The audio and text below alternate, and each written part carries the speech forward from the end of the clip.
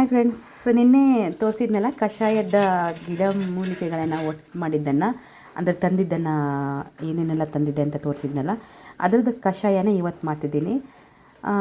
ನೋಡಿ, ಅದನ್ನು ಬೆಳಗ್ಗೆ ತಂದಿದ್ದೆ, ನಾನು ನೈಟ್ ಕಷಾಯ ಮಾಡಿದ್ದೀನಿ, ಎಲ್ಲ ಬಾಡೋಗ್ಬಿಟ್ಟಿದೆ.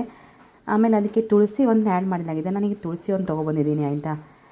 ಒಂದು ಅರ್ಧ ಈರುಳ್ಳಿ ಮತ್ತು ಧನಿಯಾ ಮತ್ತು ಬೋಳ್ಕಾಳು ಅಂತ ಹೇಳ್ತಲ್ಲ, ಅದು ಪೆಪ್ಪರು, ಅದನ್ನು ತೊಗೊಂಡಿದ್ದೀನಿ. ಮತ್ತು ಜೇನುತುಪ್ಪ ಮನೆಯದೇ ನೋಡಿ, ಎಷ್ಟು ಪ್ಯೂರ್ ಜೇನುತುಪ್ಪ ಅಂದರೆ ಜೇನುತುಪ್ಪ ಮತ್ತು ಏನು ಮಿಕ್ಸ್ ಮಾಡಿದ ಜೇನುತುಪ್ಪ ಅಲ್ಲ, ಅದು ಪ್ಯೂರ್ ನಮ್ಮ ಕಣ್ಣೆದುರಿಗೆ ನಾವೇ ನಮ್ಮ ಮನೆಯಲ್ಲೇ ತೆಗೆದಿದ್ದು ಜೇನುತುಪ್ಪ ಅದು ಆಯಿತಾ. ತುಂಬ ರುಚಿಯಾಗಿ ತುಂಬ ಟೇಸ್ಟಾಗಿದೆ ಜೇನುತುಪ್ಪ ಮಾತ್ರ. ಅದು ಅದರೊಳಗೆ ತುಂಬ ಅಂದರೆ ಔಷಧಿ ಗುಣಗಳು ತುಂಬ ಇರುತ್ತೆ ಜೇನುತುಪ್ಪದಲ್ಲಿ. ಜೇನುತುಪ್ಪ ಅಂದ್ರೆ ಒಂಥರ ಔಷಧಿಯ ಇದು ಅಂತ ಖಜಾನೆ ಅಂತ ಹೇಳ್ಬೋದು. ಮಳೆಗಾಲಕ್ಕೆಲ್ಲ ತುಂಬ ಒಳ್ಳೆಯದು. ಮತ್ತು ಮಕ್ಕಳಿಗೆ ನಾವು ದೋಸೆ ಜೊತೆಗೆ ಯಾವುದಾದ್ರೂ ಸ್ವೀಟ್ ಜೊತೆಗೆ ಹಾಕಿ ಕೊಡ್ಬೋದು, ಒಂದು ತುಂಬ ಒಳ್ಳೆಯದು ಆಯಿತಾ. ಹಾಗೆ ಇವಾಗ ಕಷಾಯನ ಹೇಗೆ ಮಾಡೋದು ಅಂತ ತೋರಿಸ್ತೀನಿ ಆಯಿತಾ. ಇದನ್ನೆಲ್ಲ ನೀರು ಹಾಕಿ ಇದಕ್ಕೆ ಈ ಎಲ್ಲ ಇದನ್ನು ಜಜ್ಕೊಂಡು ಸ್ವಲ್ಪ ಹಾಕಬೇಕು, ಯಾಕಂದರೆ ಅದರದ್ದು ರಸ ಬಿಡಲ್ಲ. ಇಲ್ಲಾಂದರೆ ಎಲ್ಲದನ್ನು ಜಜ್ಕೋಬೇಕು, ಈರುಳ್ಳಿನ ಜಜ್ಕೋಬೇಕಂತ ಹೇಗೆ ಕಟ್ ಮಾಡಿ ಹಾಕಿದರೆ ಸಾಕು. ಎಲ್ಲದನ್ನು ಜಜ್ಕೊಂಡು ಸ್ವಲ್ಪ ಹಾಕೋಬೇಕು. ಮತ್ತು ಲಿಂಬೆಹಣ್ಣು ಸ್ವಲ್ಪ ಹಿಂಡ್ಕೊತೀನಿ ಆಯಿತಾ. ನಾಟಿ ಲಿಂಬೆಹಣ್ಣಂತೂ ಮಾತ್ರ ಗಮ್ಮನತ್ತೆ, ಎಷ್ಟು ಗಮ್ಮನತ್ತೆ ಅಂದರೆ ನಿಜ ಹೇಳ್ತೀನಿ. ಅದು ನಮಗೆ ಈ ಫಾರಮ್ ಲಿಂಬೆಹಣ್ಣಿನ ಅದಕ್ಕೆ ಸ್ಮೆಲ್ಲೇ ಇಲ್ಲ ನಿಜ ಹೇಳ್ಬೇಕಂದ್ರೆ.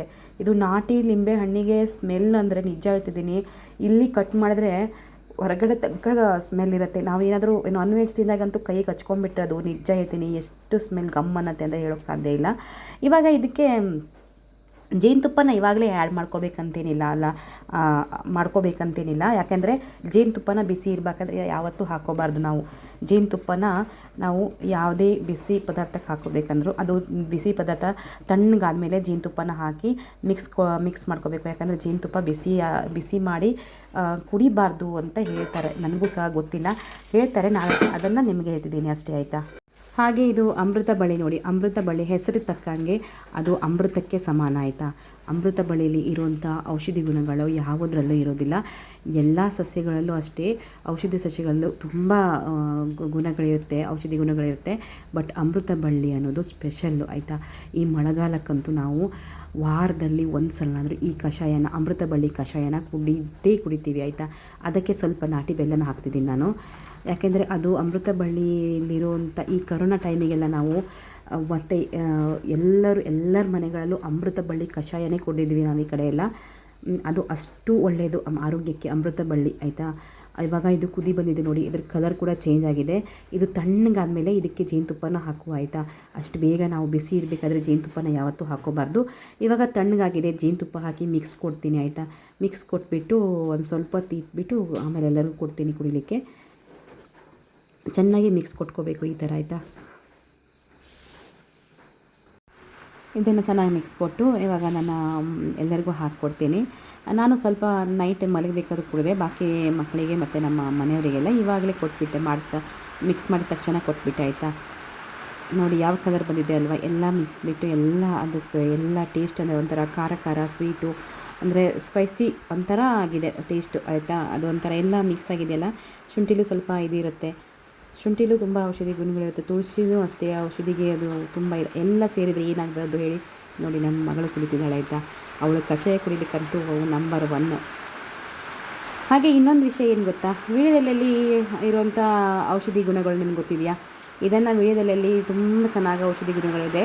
ಅದೇನಂತಪ್ಪ ಅಂದರೆ, ವೀಳ್ಯದೆಲೆಯಲ್ಲಿ ಕಫಕ್ಕೆ, ನಮಗೆ ಕಫ ಮತ್ತು ಕೆಮ್ಮು ಇರುತ್ತಲ್ಲ ಅಂಥವರಿಗೆ ವೀಳ್ಯದೆಲೆ ತುಂಬ ಒಳ್ಳೆಯದು ಆಯಿತಾ.